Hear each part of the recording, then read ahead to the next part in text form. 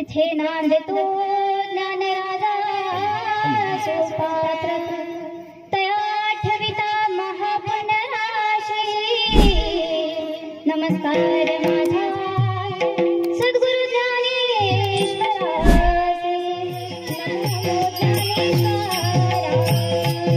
नमो ज्ञानेश्वरा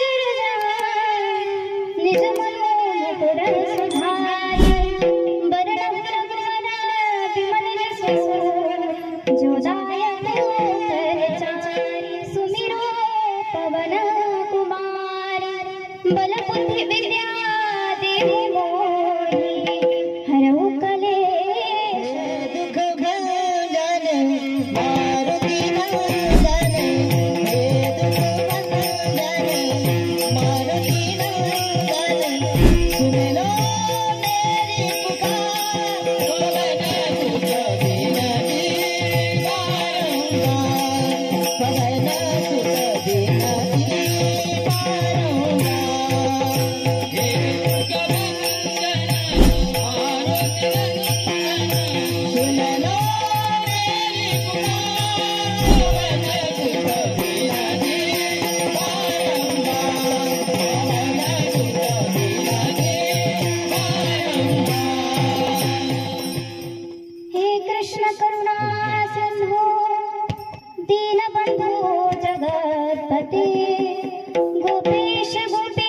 बारंबार पवन सुत बिनती राधाकान्तं नमोस्तुते सच्चिदानन्दरूपाय विश्वोत्पत्त्यादिहेतवे तापत्रय विनाशाय श्रीकृष्णाय वयं नमः श्रीकृष्णाय वयं नमः सेवे लागे सेवा कधालो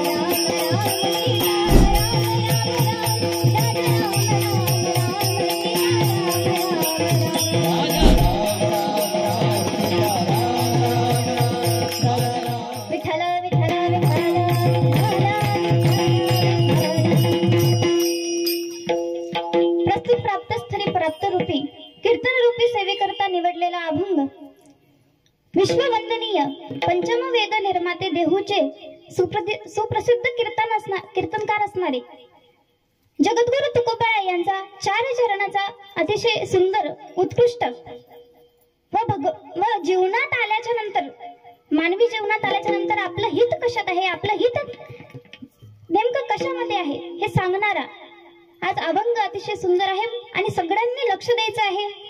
विठ्ठल विठ्ठल हरिक वाटतो देवाला, पण कुणाचा वाटतोय तर गीता भागवत करीती श्रवण अखंड चिंतन विठोबाचे. जे सात्विक मुलं मुली, आता सात्विक कसं काही समजावं तर जे मुलं मुली हे भागवताचं श्रवण करतात, अखंड भगवंताचं नामस्मरण करतात किंवा दररोज नित्य नियमाने हरिपाठाचं चिंतन करतात, हरिपाठ करत आहेत, अशा जे पुत्र आहेत पुत्री आहेत अशांचा हरिक संतानच नाही तर देवालाही सुद्धा वाटते. हेच महाराज आपल्या अभंगामध्ये सांगत आहेत. विठ्ठला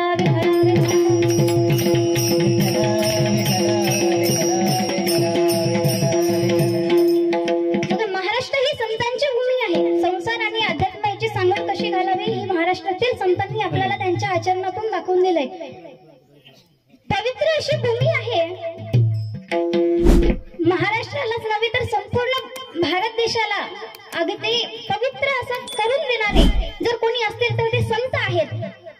व या भूमीवरती अनेक शूर पराक्रमी वीर जन्माला आलेले आहेत. विशेष करून आपल्या महाराष्ट्राची जी माती आहे त्या मातीमध्ये अनेक संत जन्माला आलेले आहेत, ज्यांनी वारकरी संप्रदायाला पताका अगदी उंचीवरती नेलेली आहे. एवढे पवित्र हे देश आहे. पवित्र ते कोडा पावना तो देश, पवित्र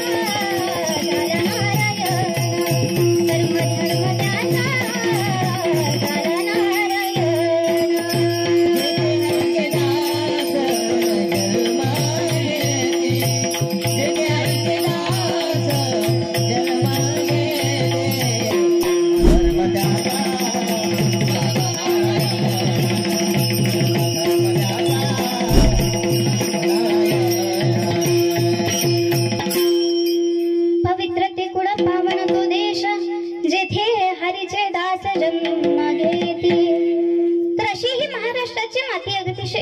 संतांच्या चरणारजामुळे पावन झालेली, पवित्र झालेली या मातीमध्ये अनेक संत जन्माला आलेले आहेत. बघा, प्रत्येक संतांचं कार्य हे वेगळं आहे. प्रत्येक संतांच्या जीवन चरित्रातून आपल्याला काही ना काही नवीन असं आपल्याला घ्यायलाच मिळतं. विश्ववंदनीय श्री ज्ञानोबाराया यांनी आपल्याला अतिशय सुंदर अशी ज्ञानेश्वरी दिलेली आहे. जगाला ज्ञान देण्याचं कार्य माझ्या माऊलींनी केलेलं आहे. असा जगातला एकही व्यक्ती नाही की ज्याला ज्ञानाची अपेक्षा नसेल. विद्यार्थी असो, विद्यार्थ्यांना तर वाटतेच की माझं आता 10वी 12वीच्या परीक्षा चालू आहे तर त्याच्या कारणाने त्यांना तर वाटतंय की आम्हाला ज्ञान प्राप्त हो, जेणेकरून आमच्या आई वडिलांचं नाव हे सगळ्यात चांगलं हो असं विद्यार्थ्यांना वाटत असतं. तर सांगायचं काय तर प्रत्येकाला असं वाटतंय की माझ्यामध्ये ज्ञान यावं, बुद्धी यावी, ते देण्याचं कार्य माझ्या माऊलींनी केलेलं आहे. वाचावी ज्ञानेश्वरी, डोळा पाहावी पंढरी. तर असं जे ज्ञान आहे ते माझ्या माऊलींनी दिलं आहे या संपूर्ण जगाला. ज्ञानाचा सागर सखा माझा ज्ञानेश्वर, ज्ञानाचा सागर सखा माझा ज्ञानेश्वर.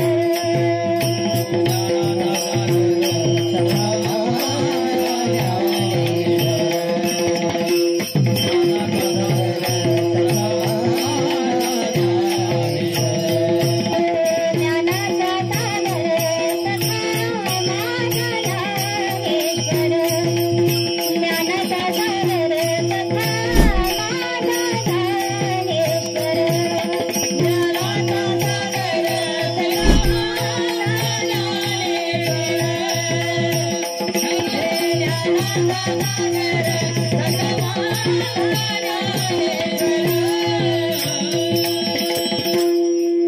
ज्ञानाचा सागर म्हटलेला आहे बरं का, थेंब म्हणावे सागर म्हटलेला आहे माझ्या माऊलींना.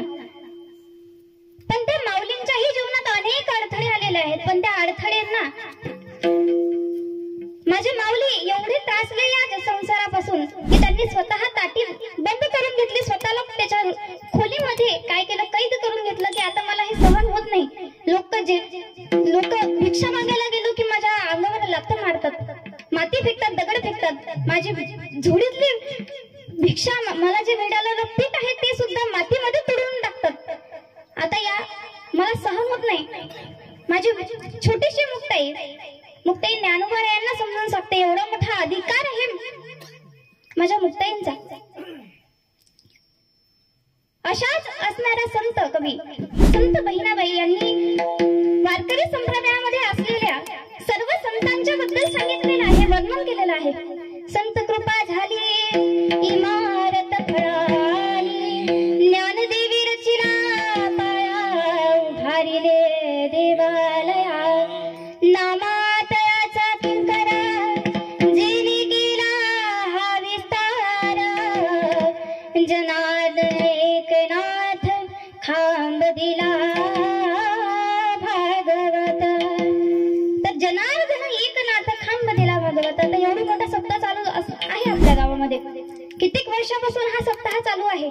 आता या सप्ताहाचं नियोजन संयोजन करावं लागतंय. कोणी ना कोणाचा प्रत्येकाचा चटई उचलण्यापासून तर घरी वाटे लावेपर्यंत काय असतो, आधार द्यावा लागतोय. तसाच इथे आधार माझ्या संत एकनाथ महाराजांनी दिलेला आहे.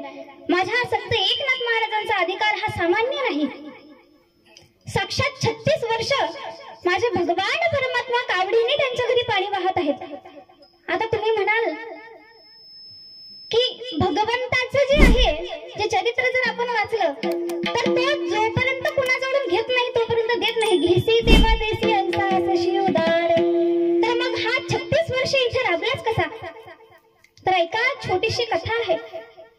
त्याच्यामध्ये असलेली जे एक राजा होता विजयनगरचा, त्याला भगवान पांडुरंग परमात्म्याचं रूप अतिशय आवडलं. आता राजा होता तो, त्याच्यामुळे त्याला कोणीही अडवलं सुद्धा नाही. आता साधारण इथे आमदार जरी आला तरी त्याला आपण अडवू शकत नाही. जर त्यांनी म्हटलं की आता कीर्तन बंद करायचं, आपण काय करू शकतो का त्याच्या पुढे? नाही करू शकत. आता तो तर राजा होता त्या देशाचा. त्या राजाने त्याच्या राज्यामध्ये भगवान पंढरीनाथ परमेश्वराला घेऊन गेले. जसंच्या तसं पंढरी तिथे उभारण्यात आली. पण माझ्या भगवंताला तिथे करमे ना. इथे आषाढी कार्तिकी वारी सुरू झाली आणि भक्तांची गर्दी दाटली आहे. भगवंताला करमे ना. भगवंताचे जे भक्त आहेत ते अगदी वाट पाहत आहेत माझ्या पांडुरंगाचे की कधी हे दार उघडेल आणि माझ्या भगवंताचं दर्शन आम्हाला होईल. असं असते वेळेस भगवंतालाही भक्ताची दया येते. त्यालाही तिथे करमत नव्हतं. त्या ठिकाणी भानुदास महाराजांना स्वप्नात दृष्टांत माझ्या भगवंतांनी दिलाय की मला इथून घेऊन जा. त्याप्रमाणे कथा खूप मोठी आहे पण धावत्या वेगात सांगण्याचा प्रयत्न करते, कारण की आपला टाइम अगोदरच खूप गेलेला आहे. त्याच्यामुळे तर लक्षपूर्वक ऐका. अशा त्यावेळी भानुदास महाराजांनी त्या राजाच्या कैदामधून माझ्या पांडुरंग परमात्म्याची सुटका करून आणली व पंढरपुरास माझा परमात्मा येतोय हे बघून भगवंताला खूप आनंद झाला. त्या क्षणी भगवंतांना म्हटलं की भानुदास, अरे तू माझ्यावर खूप मोठे उपकार केलेस, काहीतरी मागणार आहे माझ्याकडून. तर मागणे हे संतांच्या विचारच नाहीये. पण भगवंत एवढे प्रसन्न झालेले आहेत की त्या क्षणी त्यांनी त्यांना आशीर्वाद दिलाय की मी तुझ्या कुळामध्ये असलेला एक भगवत भक्त येणार आहे, त्याची सेवा मी करणार. त्याच्यामुळे इथे श्री संत एकनाथ महाराजांच्या घरी जे एकनाथ महाराजांच्या इथे भगवंतांनी कावडीने सुद्धा पाणी भरलेलं आहे.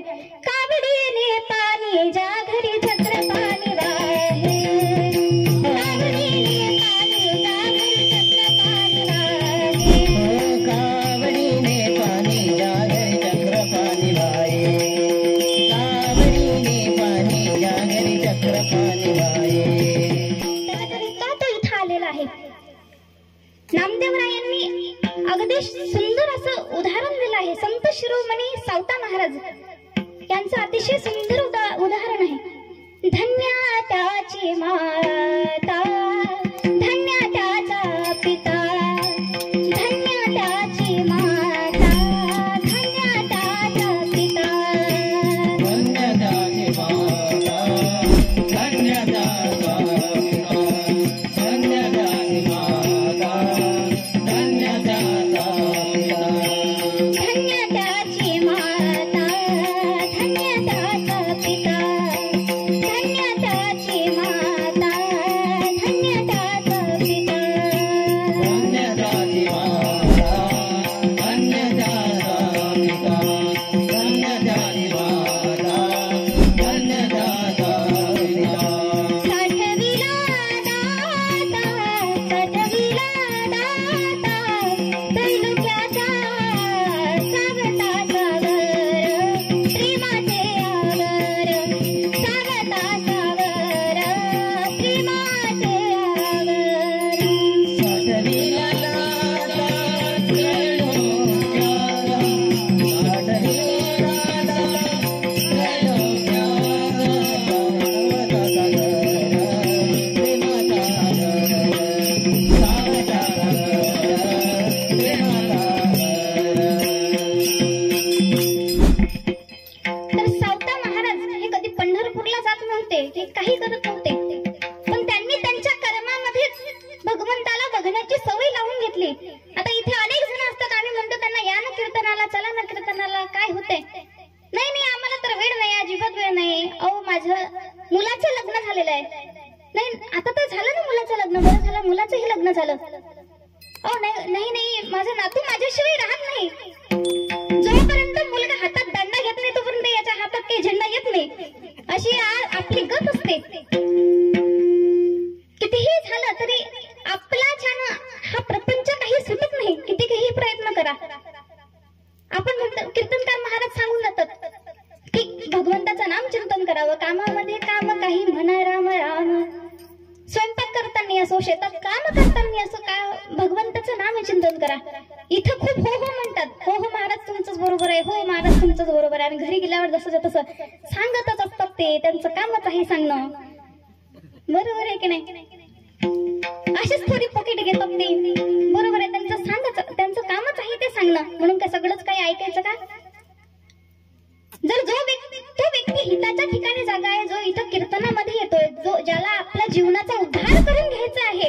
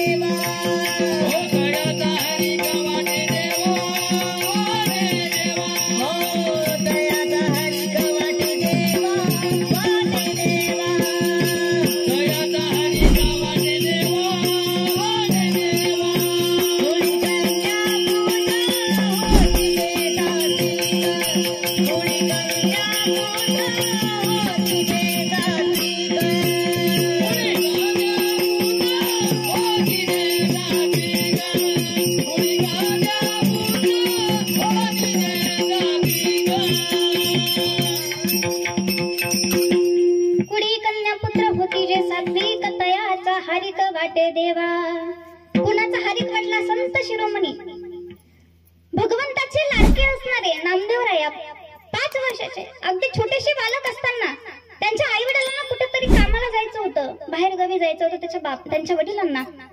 अरे बाळा नामा, मी दररोज भगवंताला जेव घालतो रे, तू माझं एक काम कर बाळा, तू दररोज काय कर, सकाळ संध्याकाळ माझ्या भगवंताला पांडुरंगाला जेवण घाल, त्यांना जेव घाल असं म्हणावं. आणि नामदेवरायांनी हातामध्ये अगदी सुंदर सजलेलं ताट घ्यावं जेवणाचं आणि पांडुरंगाच्या समोर उभं राहावं आणि पांडुरंगाला म्हणावं, अरे भगवंता, अरे विठ्ठला, तुझं जेवण पोटभर व्हावं याचं कार्य कोणी दिलंय? माझ्यावर दिलंय, माझ्या वडिलांनी. त्याच्यामुळे तुला आता जेवण करावं लागेल. कितीतरी देवी देवी भाविकाला, देवी देवी भाविकाला,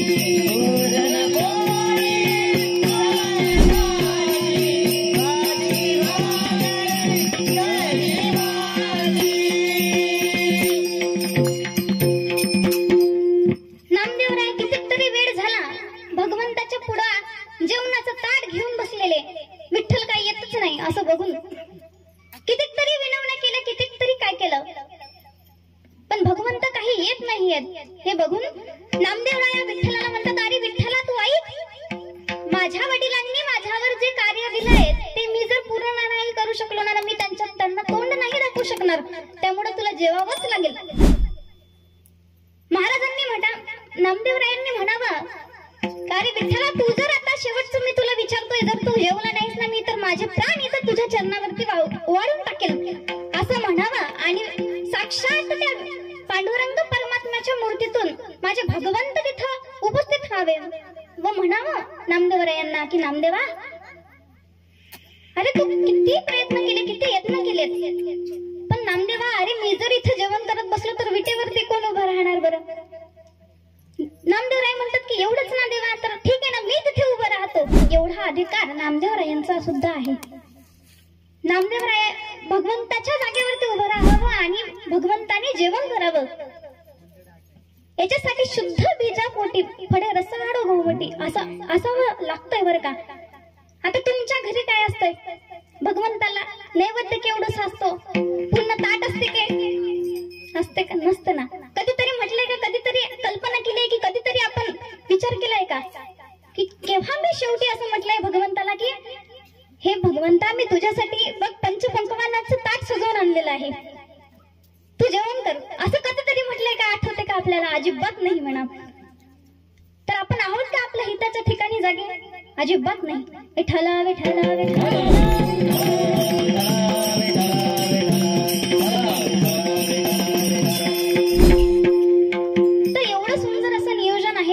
ज्यांच्या घरी जेवण करायला गेलो होतो त्यांचं नाव काय?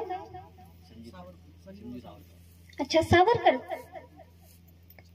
असं म्हणतात की या सप्ताहामध्ये जे दान देतोय, आता आम्ही त्यांच्या घरी जेवण केलं आहे, सगळ्या महाराज मंडळींनी, टाळकरींनी सगळ्यांनी तिथे जेवण केलेलं आहे. आम्ही आता जेवण केलं, त्यांचं अन्न खाल्लेलं आहे. अन्न खाऊन आम्ही इथं भगवंताचं चिंतन करतोय, तर आमच्या अर्ध्य पुण्य त्यांना मिळतंय सहजासहजी. का तर कारण की त्यांच्या दिलेल्या अन्नाच्या तुकड्यावरती आम्ही इथं उभे आहोत. शतेषु जायते शूर सहस्रेषु च पंडिता वक्ता दश सहस्रेषु दाता भवति मानवा. असं म्हटलं जातं. सुभाषितकार सांगतायत, मी नाही सांगत, सुभाषितकार सांगतायत की पंडित भेटून जातील, आमच्यासारखे वक्तेही सुद्धा भेटून जातील, पण दाता मिळणं अगदी दुर्लभ आहे, अगदी कठीण आहे. अतिशय सुंदर असं नियोजन इथं लागलेलं आहे. विणीकरी महिला आहेत, टाळकरी महिला आहेत, नियोजन अगदी सुंदर आहे. गायन करणारे, वादन करणारे, गायनाचार्य हरिभक्तपरायण गोपाल महाराज आणि बाजूचे निंबाडे महाराज, मेंगे महाराज, या सगळ्यांच्यासाठी एकदा तारा वाजवा बरं जोरात, मन मोकळेपणाने वाजवा. असे सगळ्यांना जे झोपी असलेले जागे झाले पाहिजे असे. एवढंच अरे वाजवा ना थोडेसे.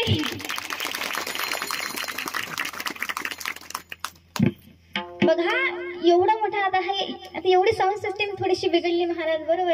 एवढं मोठे याच्यामध्ये सगळं उठवून नेणं म्हणजे काही साधी गोष्ट नसते. आणि एवढं मोठं, एक तर पहिलेच आपण प्रापंचिक माणसं आहोत, आपल्याला करमत नाही. काहीतरी गप्पा गोष्टी प्रापंचाच्या असल्या तर महाराज बाबा बरं झालं महाराजांनी असं काहीतरी सांगितलं आम्हाला, नाही तर कोणी आणला तो महाराज, आम्हाला काही हसवलं नाही, काही नाही.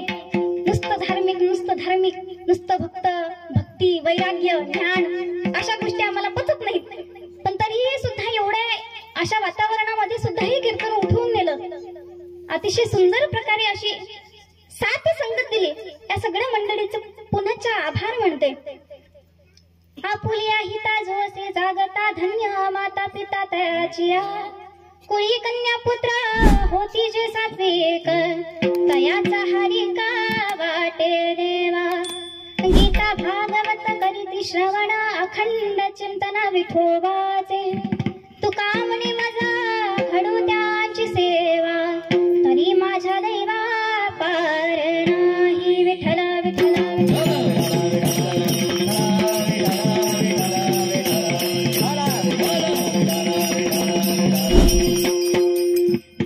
सगळ्यांनी हात वर घ्यायचे बरं का. आणि भगवंताचं विठ्ठलाचं भजन करणं आहे आपल्याला.